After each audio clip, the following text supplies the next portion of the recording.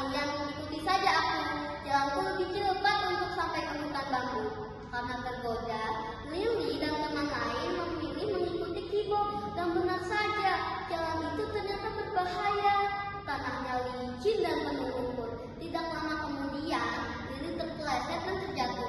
Aduh, teriak Lili. Melihat Lili terjatuh, Taro dan Milo segera datang menolong. Taro menarik Lili keluar dari lumpur, sementara Milo membersihkan tubuh Lili yang kotor dengan daun besar. Tetapi Kibo malah tertawa. Hahaha, dasar ceroboh, ejek Kibo sambil pergi meninggalkan mereka. Begitu sampai di hutan bambu, Taro dan Milo menemui Kibo. Kibo, kata Taro, meninggalkan teman yang kesusahan itu sangat tidak baik. Seorang sahabat harus saling tolong menolong. Lalu Milo menambahkan, kalau kita berbuat salah, kita harus mau merubah menjadi lebih baik. Kibo hanya membalikkan badan dan berkata, aku tidak peduli. Mendengar ucapan nasihat Kibo yang tidak berempati, Lili sangat kecewa dengan Kibo. Di malam harinya, Lili bercerita tentang kejadian itu dan bertanya kepada ibunya, Ibu, bagaimana caranya aku memilih sahabat yang baik dalam pergaulan?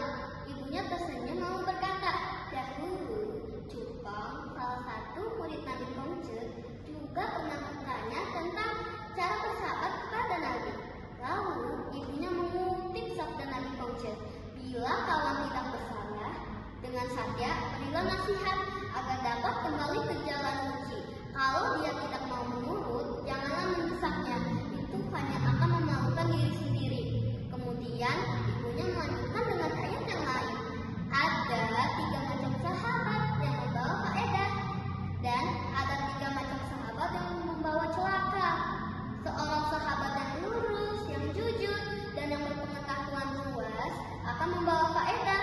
Seorang sahabat yang licik, yang lemah dalam hal-hal baik dan hanya pandai memutar lidah akan membawa celaka.